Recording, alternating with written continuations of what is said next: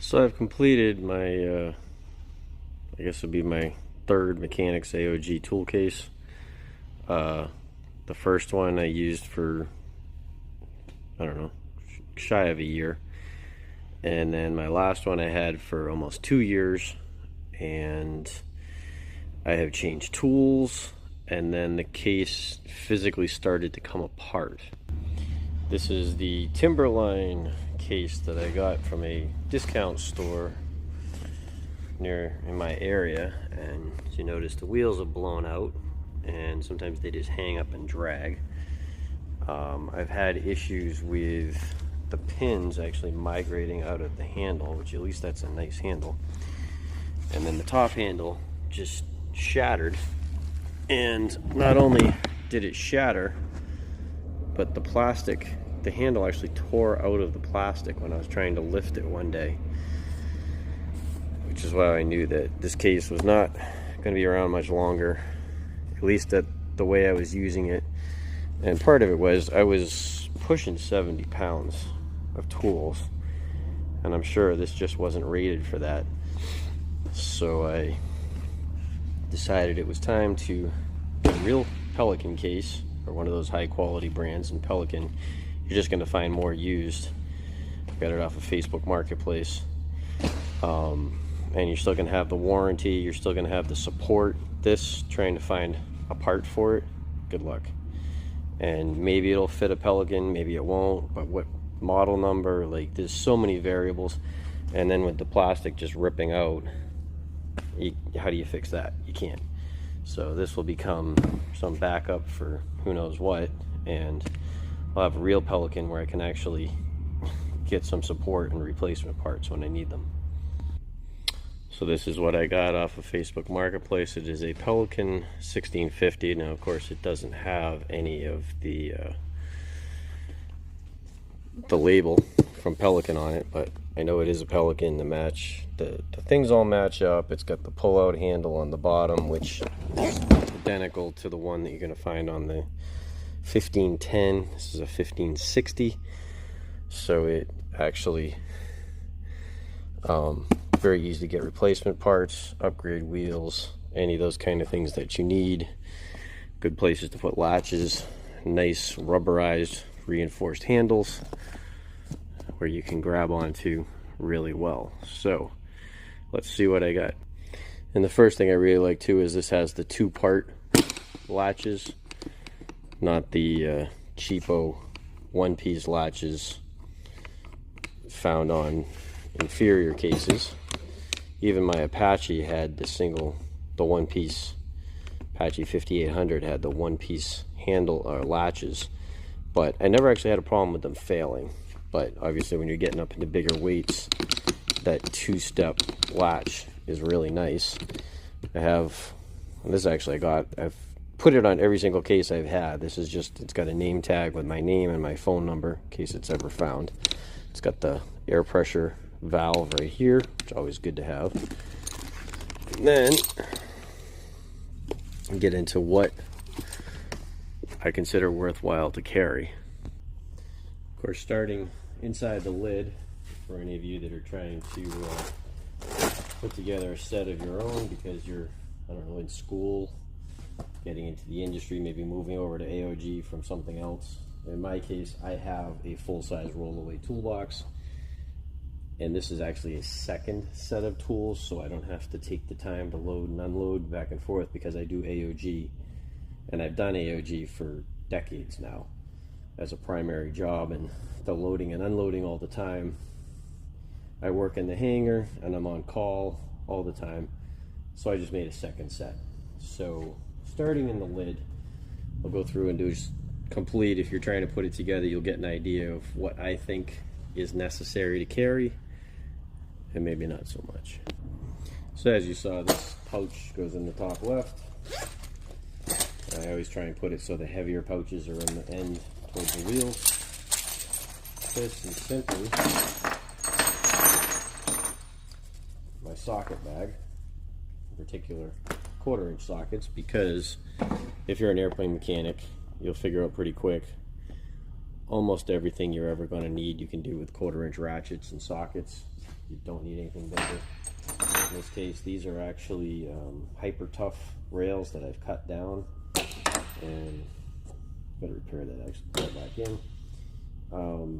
So just see what size is that. This is 5/32 all the way to 9/16, or yeah, 5/32 to 9/16 in 1/4-inch. This is what you're going to use, and you need 12 point. If you're an airplane mechanic, you should know that, or you will learn it pretty quick. 6 point is useful most of the time until you get to that 12 point fastener. In aviation, especially on these smaller ones, they love to use it because you can get a higher torque with a better quality bolt with a 12 point head, without the danger of rounding it out. And I think they save a little bit on material weight per bolt, which adds up on an aircraft.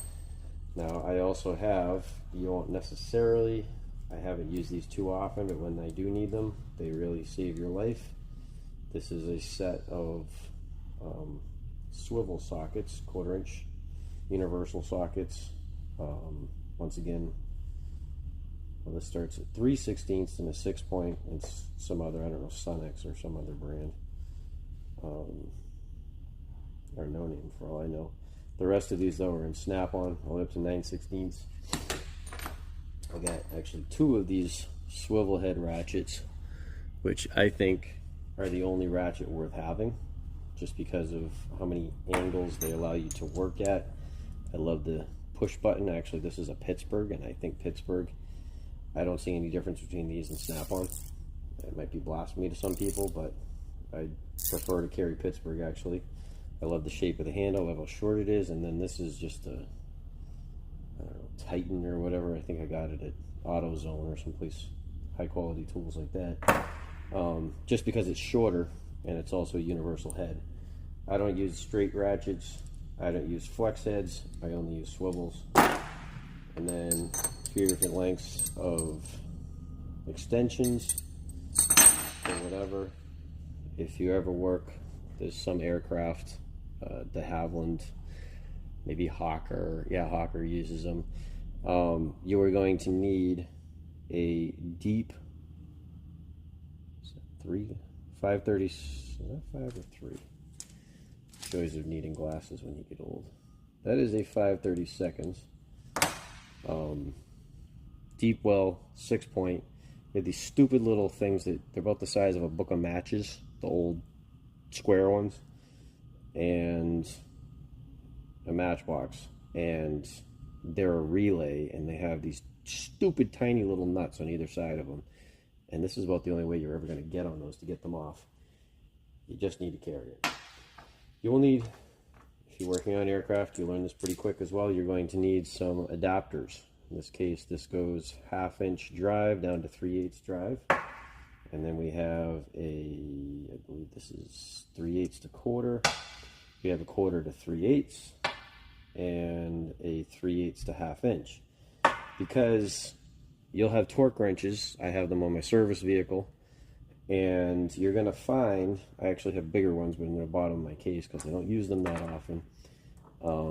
But you're going to find that you are maybe going to be using a 1/4-inch ratchet to drive a 2.5-inch socket for a big wheel bolt, but you're only going to like 60 inch-pounds of torque. And so with these, you can step up to what you need, because you're not going to find a 1/2-inch drive or 3/4-inch drive torque wrench that only goes to 60 inch-pounds. They're going to do foot-pounds and high numbers on top of that. But quite often, those axle nuts on your big jets, they use very low torque numbers. Maybe the initial torque will be 120, you back it off to 0, and then you go back to like 50 or 60. Global, I think, uses that. 737 is a little bit higher, but very similar. Gulfstream, like all of them, they tend to work with those really low. There's not a lot of tension on the nut, but it's a giant size socket just because the axle is so big. So there's the first pouch on the lid. And then of course, as you can see, I carry 32 and 25 thousandths to try and find a mostly used can of safety wire, so it doesn't weigh as much, because any weight you put on the lid causes the box to tip over when you have the lid up and you take all your tools out of the bottom. But you want to have safety wire. I will have it on the van, but sometimes I go places without the van, and it's just good to have. All right, here is probably the heaviest pouch I have, and you will notice this I carry. I think it's 300 lumen, 500 lumen Coast, and I just carry them in my pockets all the time. I have 2 of them actually. They recharge through USB. I'll show those in another video. But those I have on me all the time. So we have a flex drive for driving screws. Let's say you're going around a corner or around the back of something. This gives you a way to get in there that otherwise you just wouldn't have. Tiny little pouch. I like to use pouches because they're very flexible for pushing pins out of connectors. Used to use these a lot more, and this may actually go away. Nice thing with a pouch is it doesn't leave a hole in your pre-cut foam that you very carefully made. And here's one with a set of ignition wrenches, which are extremely tiny wrenches. You're not going to find too many uses for them, but every now and then you will find a place you need them. And they run all the way down to 5/32 once again, and the largest one is 7/16, and every possible size in between you can think of. This was a nice Craftsman set. I'm sure somebody sells the exact same thing today. You might even find the Craftsman one at Lowe's. But it has been indispensable many times. And like I said, these things can all be taken out if I decide, hey, I don't need that. Whole thing full of crimp connectors for wiring, because you deal with that a lot on the smaller planes, not so much corporate jets, but even then sometimes you do have to butt splice a wire or something crazy like that. This is a pouch with drill bits and a step drill and bit extender for going in my screw gun, and actually I can even turn my screw gun into, or my ratcheting screwdriver into, a nut driver if necessary. You never know when those can come in handy. We have a bag full of random size cotter pins, belts, National Aviation Parts Association. Screwdriver bits. You're going to run into so many ridiculous types from Torx. It could be on a package or a box that they ship a big component like a wheel in that you need to use a Torx to pull the screws out of the lid, or a Robertson, or a straight drive, or a Phillips, or Bombardiers are notorious for loving different sizes of hex drives. You just got to have them. There's companies that like in the industry, we refer to them as Nazi bits.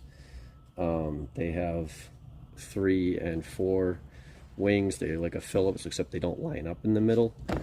And this, you're going to need to have them in different sizes, and in 3-wing and 4-wing. I forget the official name for these. High torque, bi-wing, I don't know, whatever they are. Nazi bits, everybody knows what you mean if you say it. So you will need those. Like I said, this actually, it's another Craftsman thing. I got a lot of old Craftsman stuff, but here's a bunch of different hex drive sides. Here's Torx, and there's at least one Robertson on here, I think there was. If not, I have a bunch of slotted drivers, because you need those in different sizes too. Here's a whole bag of Nazi bits actually. Snap-on, I believe, makes the best bits. There was another company that used to make them and they stopped, and I can't think of their name right now. I've tried these Ryobi ones. They have little bits of diamond embedded in the coating on the tip here. They do work pretty well for Phillips, but they do wear out fairly quick, and I don't think the metal is great quality. As I said, I think Snap-on does make the best, but you know, you're paying for that. This is a angle driver, chucks in your drill, gives you ability. It's could be a gimmick. I haven't decided on that yet. Oh, here we go. Robertson drives. Robertson, of course, being the best screw head design in the world, but he couldn't arrive at a deal with Henry Ford, and so the world was cursed to deal with Phillips bits instead. And that's why we don't have the flying cars and all the other things envisioned in the 1950s and 40s, is because the world didn't go with Robertson bits, and I'll stick by that. Another screw extension, or I call them screw extensions, they're really bit extensions. More Torx. A lot of these are a little rusty because guess what? I work out in the rain and cold and other places like that. Some more Nazi bits in a bag here. You never know what you're going to need, and unless it's actually stripped or broken, it's probably worth dragging it around and carrying it, even if it's a little heavy. But so one whole bag with that, and you'll notice I like these bags with the clear or the see-through translucent section. Husky, they sell them, heart pouches. The whole front of it is got material you can see through. Makes it so much easier to find stuff. This is a bag of literally just screws and random hardware. Every now and then it saves my life on something. If I was really trying to get rid of weight, I'd get rid of it because it's got some fair amount of weight to it. This has bundle lacing and copper shear wire, just because I don't always know that I'm going to have a reel, and every now and then you might need it for something. Got a few more small things in here. These nice right angle screwdrivers, really short height to them to be able to get on number 1, number 2 Phillips and straight slot. Every now and then those have come in extremely handy. Fittings for doing nitrogen, like on struts. This is a strut tool. This T-handle part right here actually drives a pin down in there that will actually push the Schrader valve that quite often is actually on these. So you won't have to overcome the pressure of the Schrader valve, or allow you to take pressure back out when you're working with struts. This is just, I actually have it set up for bleeding struts. You just stick a plastic hose on there, screw this on top, but this gooseneck fitting, you unscrew that, it goes on the end of your nitrogen hose. I shouldn't have to carry these, and I probably won't keep carrying them now that we don't have as many mechanics, but for years I was sharing a van with a bunch of mechanics, and I never knew what I was going to find between the vans, because guys would just throw everything in one van and I'd take the other van and not know it, and I get there and I don't have the fitting that I need, so I started carrying my own. Rulers. You're going to need rulers for sure. This one is a 6-inch rule. It is in tenths. Really nice. It gives you the decimals on the back. It's a blue point. And then this one is actually a fractional ruler, and it actually even goes up to like 64ths, starts with, I don't know, 8ths and 16ths and 32nds and 64ths. Sometimes you're going to need to know those kind of things, because like brake pins, you have to go in and measure them, and you have to give the readings to, they'll decide that they want it in 16ths or 32nds instead of a decimal, or they want it in decimal instead of 16ths or 32nds. You can't make up their mind. Every company is different, and you just got to roll with whatever they're looking for. But that's the heaviest bag that I have. Got a few more things in here. They're sort of more junk. It's not something you could run out and buy. So that's that pouch. And our next pouch is much more just items I want to have with me whenever I go somewhere. I'll show you what's in there. So, second headlamp, throw another set of batteries in it, give it to another mechanic I'm working with if he needs it. You're working at night fairly often, holding a flashlight in your hand and trying to work is just the dumbest thing in the world. When you can strap a light to your forehead and go to town.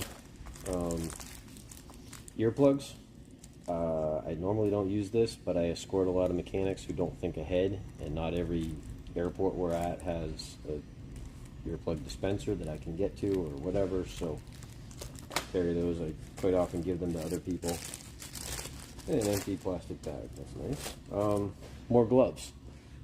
Same thing. I mean, I might just be taking the tool case by itself, so have plastic, the nitrile gloves, whatever.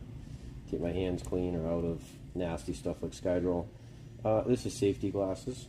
Always want to have those available just in case. Anytime you're working with something pressurized like tires, which run at 100 to 200 psi or higher, you really should wear those because the hoses can burst. I've had one burst on me. Luckily, it just kind of split. But I've seen pictures and heard stories of people that had shrapnel come flying out of the hose. And luckily, the guy was wearing regular reading glasses, and that saved his eyes. But he had a big split in his forehead from it. One guy did. And don't be stupid. Anything pressurized, Skydroll, hydraulic fluid, can get in your eyes, blind you, protect them. Extra batteries. Never want to go anywhere without those. If you're depending on a headlight to be able to see. Bunch of tie wraps. Just bring them because you should. Anti-static wristband. If you're ever dealing with computer cards, you want one of these.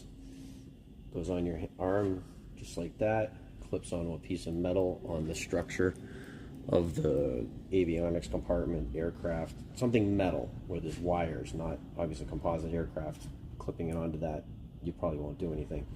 Because the micro voltages you can build up with static electricity on your hands, on your body, if you touch the contacts on, let's say, a printed circuit board when you're inserting it, could fry components, and it could be dead when you're putting it in because you didn't do this. Touch pins on the back of a big box, you could do the same thing with the printed boards inside. So don't take the chance, wear one of these. Those are cheap. Well, plastic bags. I actually carry the plastic bags because they are very good to have. Oh, here we go. Here's a couple hand wipes for sanitizing your hands. You may not be able to go wash your hands, but if you're working on something, it's nice to be able to have something to wipe your hands down with. Teflon tape, electrical tape, good for anti-chafing.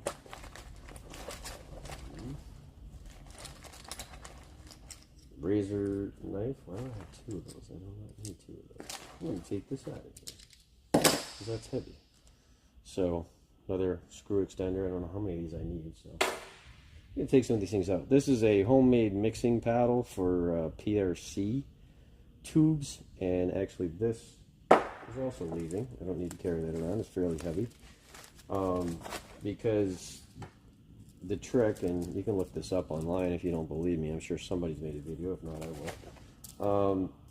Literally cut the end off that you're supposed to stick the mixing thing in with the mixing rod in it. Once you've pushed the rod you push in that pushes the two-part stuff in, cut that off with a pair of dikes and chuck that into a drill chuck, and mix that way.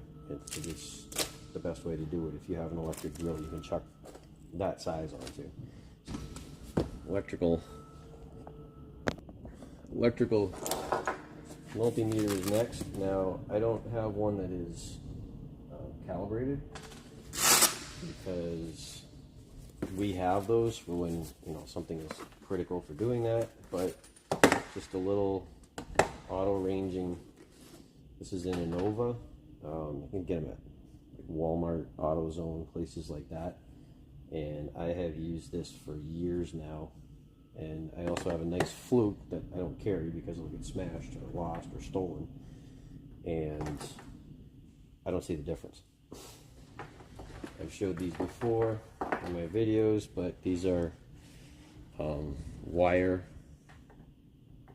meter leads with a bed of nails. So you can literally, and people will argue and tell me this is not the way to do it, but I've had a lot of luck with troubleshooting where there's little pins inside of those jaws and they pinch on and actually penetrate with microscopic holes, and so you can read voltage without being on the end of the wire. And auto ranging because having to keep turning it until you find the right range to me just seems stupid when there's better technology out there. I also have regular leads. I have a couple alligator clip leads. Don't use it as much as I used to when I worked on turboprops, but I still work on turboprops sometimes, and this is the level of troubleshooting you're going to have to do. It's not always just going to be looking on the screen and it tells you error messages. You're actually going to have to go wade in and find voltages. Showed this before with the Velcro on the back. So I've laid out my toolbox for the best,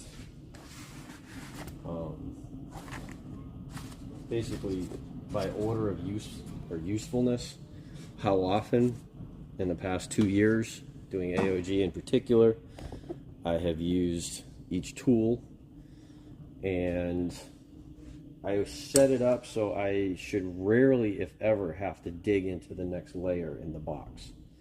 Originally I had things more arranged by, you know, all screwdrivers, and then the next layer was all wrenches, and the next one was all pliers, and then the next one was, don't need that.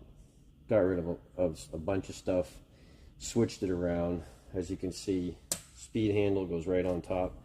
It's just bulky, and actually if you, I'll show you, I'm actually probably going to replace this at some point, but for now it works. As a ratcheting attachment I bought from Snap-on here on the end, and then it's actually an Irwin bit holder for 1/4 inch bits, but I may go to something else better. We'll see when we get to that point. So I changed, and I used to carry an impact, one of these, and then one with a clutch, and I had this whole other adapter I had to stick in order to make it a drill. And part of wanting to go lighter was only going down to one screw gun, the one with the jaw being the best. I just don't have to pull as many screws as I used to when I worked on the turboprops, and a lot of everything I had before was configured for turboprops. Snoopy tool, you will need one of those. There's just crazy places. They're also really good for using that end for popping circuit breakers, and you got to pull them, and they're old and they're stiff and they don't come out. Extra battery for my drill, set of Allen wrenches, and when you get these, you want to make sure you get the set that goes all the way down to 0.050. That's the tiniest one there. You will need that for like little set screws inside of dimmer knobs and Beechcrafts, and you can get by with less tools than this if you only work on one particular type of aircraft. Look at the guys that do line maintenance at an airport, and they can literally carry it around in a little bag, maybe a backpack, and they don't need all this other stuff. I work on everything. I literally was on 737s the first thing this morning, and then I went to a beach jet, and tomorrow I'm going to a Cirrus, and the day after that I'll be on a Caravan. And that's just the way my job is, so I have to have a wider variety of tools. You'll find, you look at the guys on the line and it's like, where's your tools? They almost have nothing. They probably won't even have a Pelican. But this, for AOG, for what I do, where it's so varied, I have to have it. There's a bit extender right there. It just makes it a whole lot easier to get in and get on the screws rather than having the bit chucked into the end of the drill. Energizer headlamp, just because that profile, they haven't changed in forever, so I'll always have something that fits in that hole. And I carry two just because, as I said, sometimes I need to give one to a second person, or the batteries are dying, or whatever. Smallest Nipex. I showed you that gooseneck fitting before for doing nitrogen. This right here is the perfect thing for tightening this all the way down when you're doing, let's say, Gulf Streams, and you have to do the blowdown bottle in the nose gear that's up to 3,000 psi to get rid of that last little hiss, so you're not leaking as you're servicing that accumulator. They're perfect for that. Also for B-nuts on circuit breakers and light bulb housings, and just, you want to have them. They open to a nice wide thing. These I was going after quite often. My old setup, I had my safety wire pliers 3 levels down and right in the middle. you can't just peel up the end and under the corner and pull it out, which is how you need to think as you're laying out your layers. So this goes right on top because you need safety wire pliers very often in aviation. You also need 808 CF, the best dikes in the world that you have to have. You really shouldn't even graduate or start A&P school without a pair of these, in my estimation. So those go right on top. A 7/16 wrench, because when you do oxygen services, the nut on almost every aircraft, except like a few oddballs like the PC-12, if it hasn't been adapted, this is what you're going to use to tighten that oxygen fitting down. It really stunk to have to dig to the next level down to pull it out. So now it's in my top level. Another thing, whenever you're doing inspections on jets, these you can find in any automotive parts store. This right here is a tread wear gauge, and you are going to have to give the owners of the aircraft, the operators, anytime you do a weekly, monthly, 3-day, or whatever it is inspection, tire wear. And they're going to want to know how many 30 seconds of tire tread they have left. And this right here is what you give that with.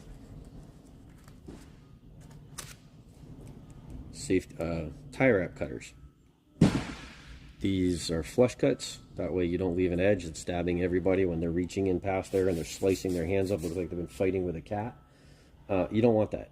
You get a pair of these are like $3 at Harbor Freight.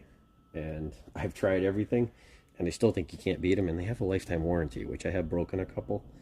But at $3, it's almost not worth my time unless I'm going back to Harbor Freight. So you definitely need a pair of them. These forceps, you want a pair of those. They lock. They're really good for starting nuts and washers and screw heads, and I have a couple tiny itty bitty ones. Definitely something I want to carry and I want to have with me. I've used them fairly often. Another one of those things when you are servicing and you've got the nitrogen, or not, that wouldn't be the nitrogen. This would be the one that I would use for tightening down the gooseneck fitting on the nitrogen. Some of them have what's called a backseating valve, and there's literally, it looks like a nut, and there's a Schrader on top, just like a tire stem.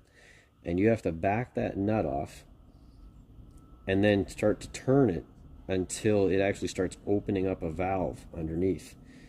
And it's 3/4 inch. So you want a stubby 3/4 inch for getting in there and turning these backseating valves that so many of these high pressure, like on struts and things like that, nitrogen fittings have. So you will want that, and it really makes no sense to have to go dig for it when it's something that you will use more often than not. Set of picks, these are the Icon Harbor Freight ones. I almost don't see the difference between going and buying Snap-on for them. Anybody else, the shafts are too thick, but I find the Icon ones versus Snap-on, the shaft is actually the same size. They're good for O-rings and cotter pins and a million different little things you're going to need. Right angle bit holder, a ratcheting bit holder. This is literally the only straight ratchet Snap-on I carry because it's a bit holder. And I just find so many times that gets me in places or gives me the torque that I need. So I carry one. It's worth it. Magnet tool. You need one of those. You will drop nuts. And the worst thing is that they don't make them so they pick up aluminum and brass. Stubby ratcheting Snap-on. Just throw the video in that shows you why I am so big on those two. So most of you that know, seen my mobile tool setup and everything that I do, know that I'm not really a Snap-on snob, but there are some things that I think are worth buying. One of them in particular is they're the softer grip screwdrivers, not because of the grip, but actually because of that. The shafts are removable, so you can make yourself a variety of tools from one. Like, get the camera aim better here. Long handle, short shaft, which sometimes would be very handy, and then stubby handle, long shaft, which also maybe you have something you have to reach through to get down into whatever you're getting to, and you're also limited on space here. This can actually be an advantage, like working around shelves and things like that. And one thing about the long handle one here is I have found in working with it, because it's a reversible ratchet. It's what you look for when a mechanic gets a screwdriver. You always want, that's ratcheting, you want reversible, be able to lock and ratchet in both directions.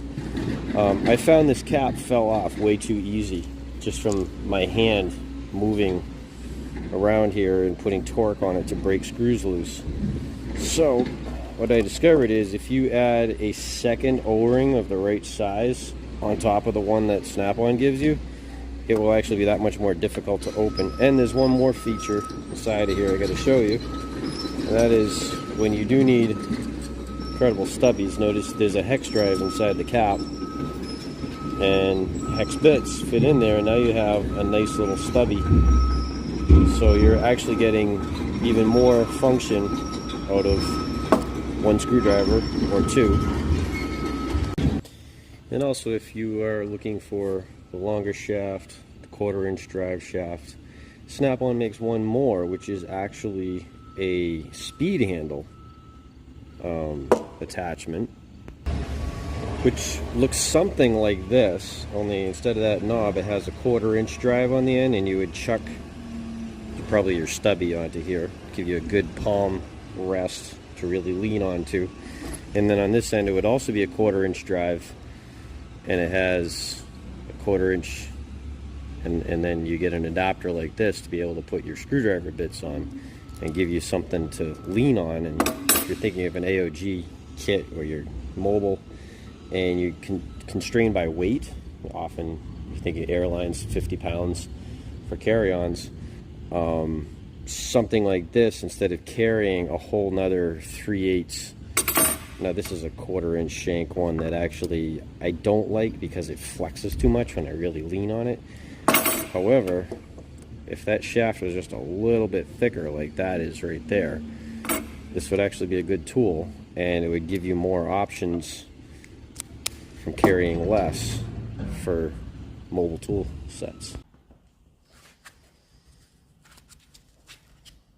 Schrader valve tool. It's got this little end that is open right there for getting the Schrader valves out of tires, because even on the biggest wheels on like a 737, some Airbuses have a weird size one, but pretty much everybody else, they use a regular Schrader valve just like that. And you want one of these tools, this is literally, it's slime, it's, you know, super high quality. You can get it in the bike aisle at Walmart or any auto parts store.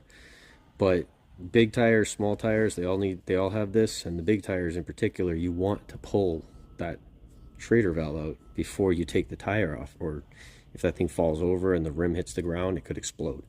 You don't want that. You might not exist anymore if it happens to you. One Phillips, number 2 Phillips. Believe it or not, this is one of my original tools that I got in 1992 when my parents bought for me when I graduated high school, before I started A&P school. Still using it, still works. Slotted, I'm not sure what size they give for this, but that's probably 1/4 inch, a little wider. And then just a smaller one. Big deal about this is there's no flare right here. If you look at that one, notice there's a flare right here. They call that like a bolster. It supposedly makes the tip stronger, but you're going to find there's going to be holes you can't get in unless there's no flare on the side, and that's why I carry 2 instead of just 1. Then the last thing here is just these cheap knee pads, because unlike the ones that are rubber, these will fold right down flat like that, but they'll also still save your knees when you're kneeling on cold cement or in a puddle of fuel or Skydroll or whatever. Much rather have those get eaten away than your kneecaps. Once again, these are ranked by usefulness as opposed to trying to have a super overall organization or collection of them or whatever. These are icon wrenches, pattern after snap-on, and literally my last box, I cut them from my snap-ons and then swap them with my icons, and they all fit in the same slots. They're that close in size. I only carry up to 3/4 inch. I used to carry all the way up to 1 inch, and I found I didn't use it that often. So I was trying to get rid of some weight. I've actually got this box down to like 60 on the nose, 60 pounds, including the case. So this was part of that, but stubbies are still good. This is 5/8 through, we got 3/4 that's on the top layer. 12-foot tape measure, sometimes you need that. A couple screw extractors for strip screws. I've got to make a relief hole for that in order to help me get that out. Rabbits, not the cheapos. There's another cheapo brand. You don't want those, you want Grabbits. Lowe's has them. I'm sure you can get them other places. Razor knife, but it's plastic, so it's much lighter. Use it sometimes. And the next size up in Nipex, because they do come in handy a lot of times for different things. The big thing about Nipex is that they open nice and wide, and they give you that extra leverage with mechanical advantage there. A couple plastic scrapers. I'm going to use these for taking sealant off around windows, and these will not mar or damage aluminum or metal surfaces when you're doing that. Whereas if you use a razor blade or anything like that, or a screwdriver or anything, you're going to damage.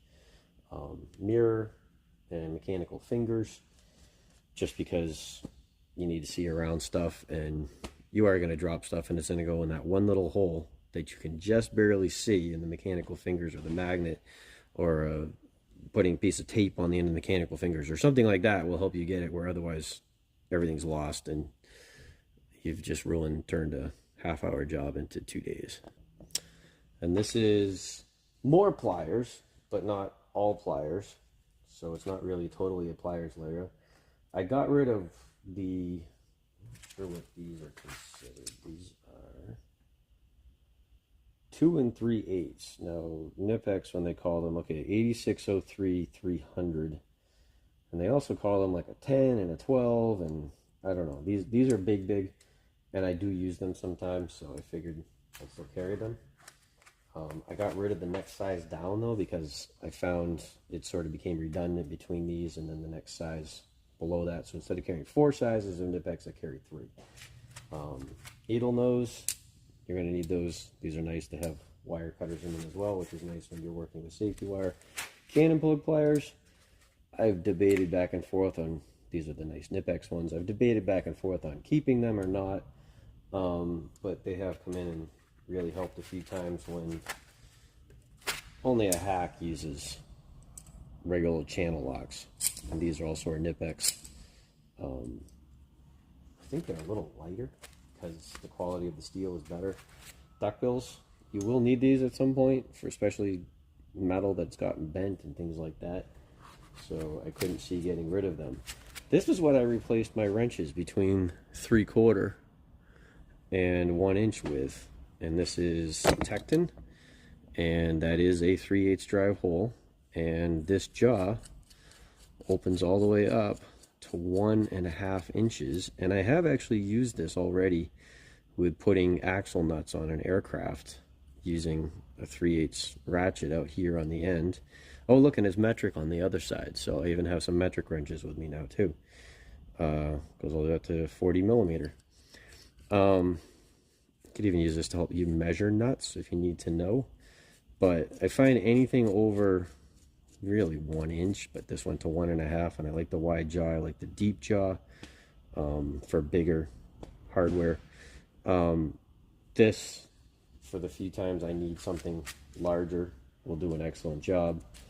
If you look at my last, the AOG box 2.0, I had a pair of scissors, but they were a profile you can't just go buy all the time, so I think, you know what, let me get something that I can replace if they get dull or bent or stop cutting or rusty or whatever.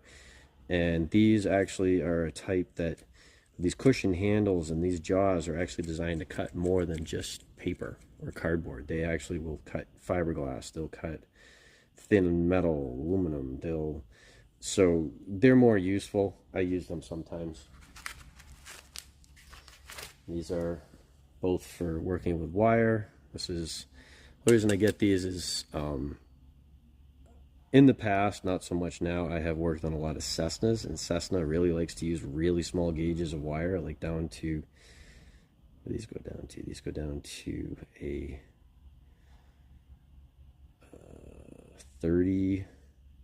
32 gauge wire, and I've come close to needing it that small, and Klein makes these a lot cheaper than anybody else. They're good quality tool, and then this one allows me to actually crimp those crimp-on wire connectors, and also cut screws sometimes when you need to cut them to length or whatever. Don't use them too often, which the ones I don't think I'm going to use as often, I put in the middle of the deeper layers, because it's always easy to lift up the edge and slip one out.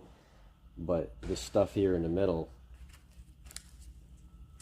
I'll go digging for it because I don't need it that often. Really, really, really long forceps, sometimes you really need that length, and it makes the difference with getting the job done or not. Yeah, demoted tool used to be on my top level. Don't need it as much now, but this is a very, very small Torx driver for very, very small fasteners and whatever. I have used this sometimes, so I was like, you know what, I better keep it. Very small needle nose. They come in handy for different things. Usually small screws is what they're really good with. A couple small, really small screwdrivers, like this is a 1/8 inch blade precision screwdriver. Sometimes you're working with really tiny nuts and you need something like that, especially since I work on piston stuff and they just keep using smaller and smaller hardware. That's a 5/32 blade. Slot. It's got a number 0 Phillips, just because you will run sometimes into number 0 screws. And this is a 00 screwdriver, just because you might. And long pick with a right angle and a straight. It screws into the handle, so it's less likely to come loose and twist around you when you're really working with different things like O-rings and things like that. Very handy to have. And this right here is why I tell you that you need to put the heavier things towards the bottom of the lid, because this stuff here in the bottom is the only thing keeping it from doing that to you. And that's very annoying when you're doing that and you need stuff down here and you pull something out and it, over it goes. So that's why I try and put as much of the heavy stuff as I can in the bottom. And it's also stuff that I'm just not going to use as much. So let's just zoom this in here a little more. Okay, here we go. Alright, so once again, I'm sorry guys. I have searched and searched and searched and searched this incredible little file set with a handle. I swear I got it at Lowe's. It has no name brands on it, and I cannot find anything. I figured Amazon. Nope, Amazon doesn't. But I carry that for files because I need them sometimes, but not that often. 3/8 inch 12-point ratchet set. This is a hyper tough socket rail, just because I find them to be very useful with the way they hold the sockets. 12-point. Don't use it that often. Sometimes you need it. I can't even imagine I'll ever need anything over a 3/8 drive, except for oddball big things like sockets for going on a wheel nut or something like that, and my employer has those, so I don't bother with that.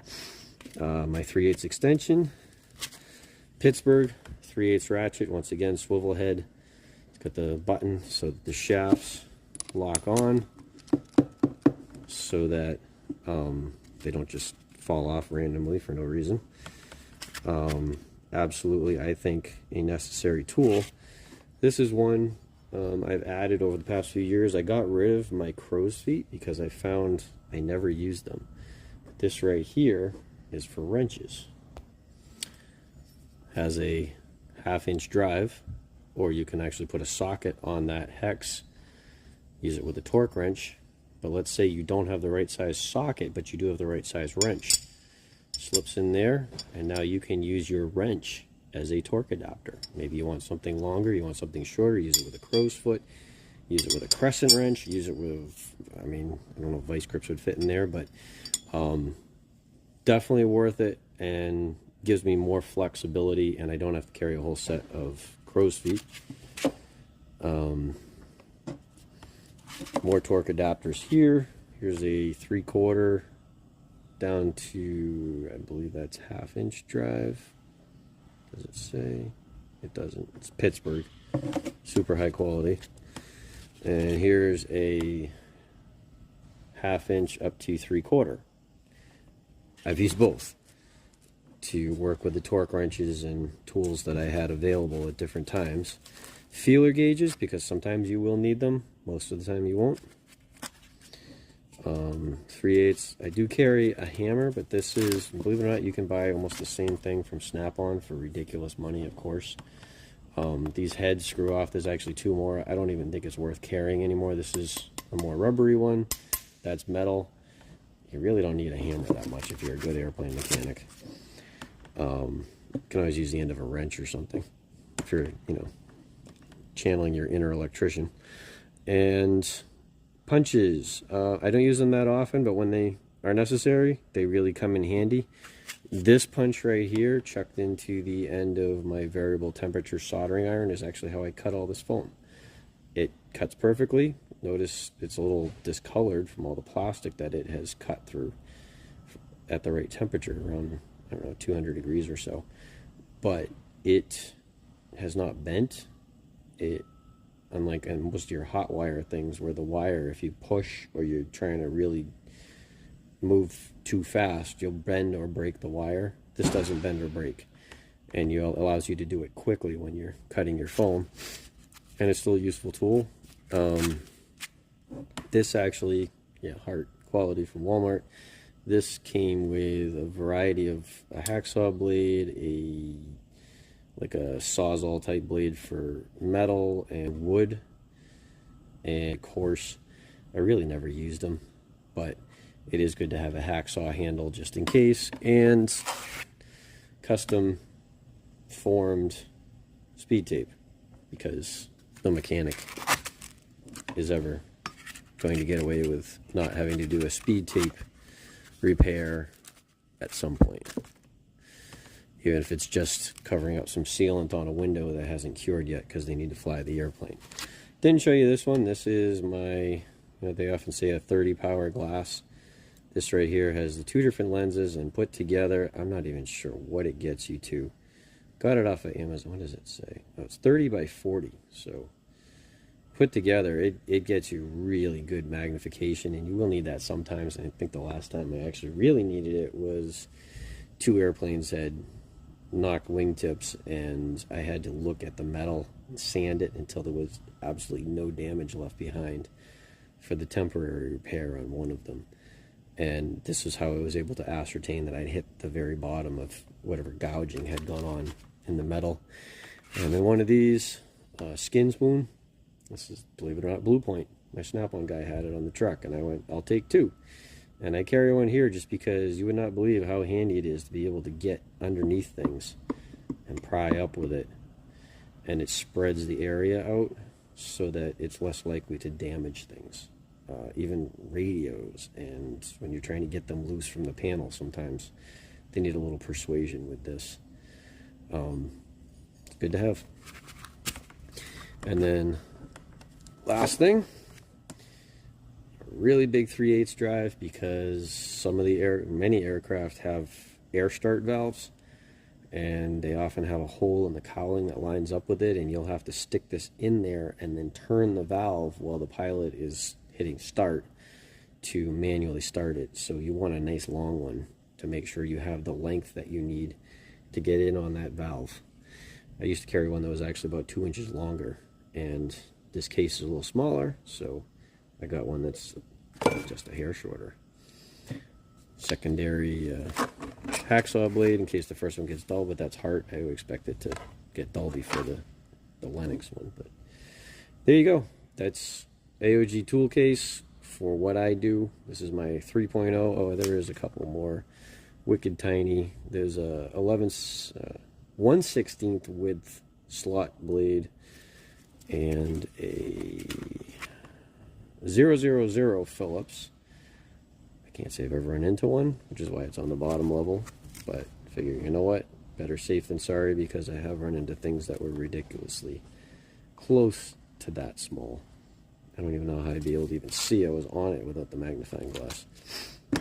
So there you go, AOG Mechanics Toolcase 3.0. This, as I said, weighs in at right about 60 pounds on the money, according to the scale. And that's often the maximum you can go to for checked without getting overweight penalties. So let's say I was flying with this, which I have actually never done. I would actually maybe even take a couple of these bags out or something out of the lid just to make sure I was definitely under that weight. But this gives me everything that I need, and as I said, over the past 2 years I've pared it down, and this I think is the one I want to go with. Unless you see in a couple more years I decide to go with even less, but for what I do right now, this is the set. And just to give you an idea, if you're going into AOG work in the field yourself, depending on your field and what you're going to do, this will take care of everything I think you'd probably need.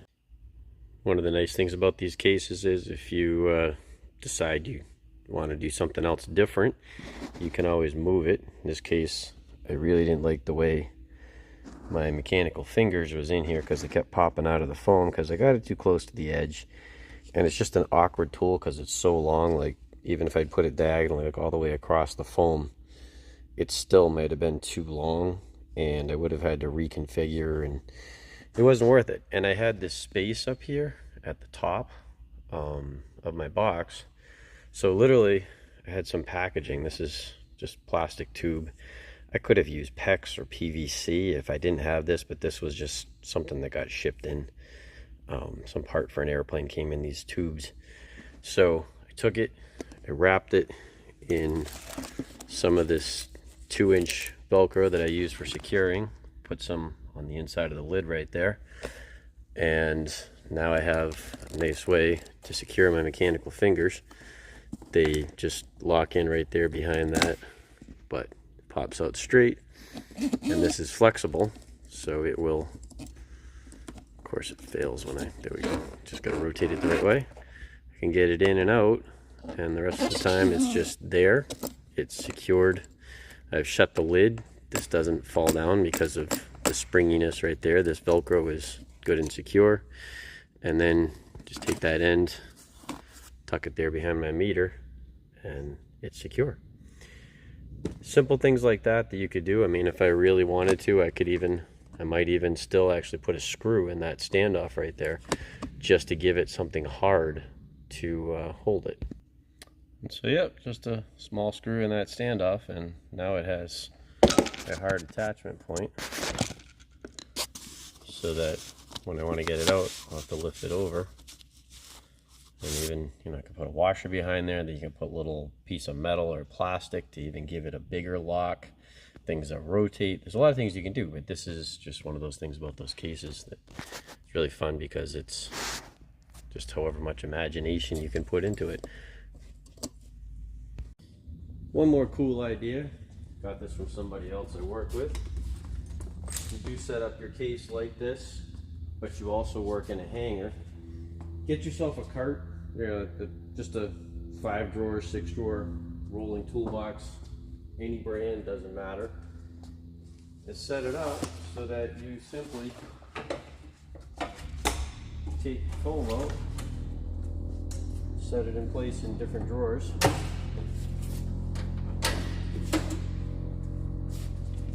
Do the next one,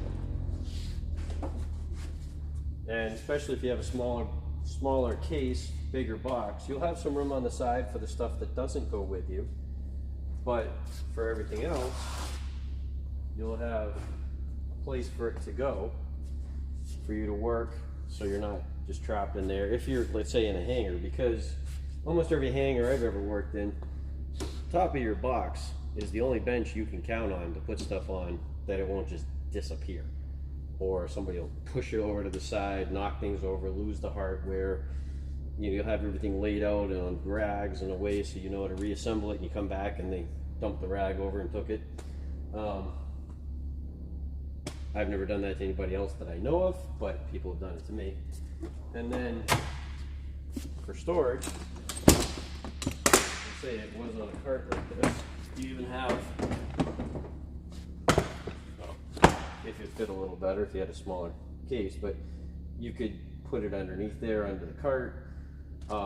Just different options, different ideas. But the nice thing with this is, if you're with a setup like this, and you have it like that, and let's say you have a job like I do, where I'm in the hangar a lot, I have a lot bigger box.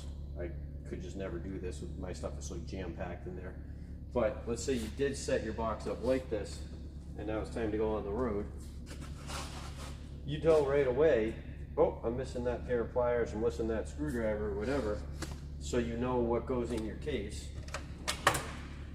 And then, as you leave, you can very quickly inventory, make sure you have everything, which you should do regularly as a mechanic anyway, so you didn't leave any tools behind.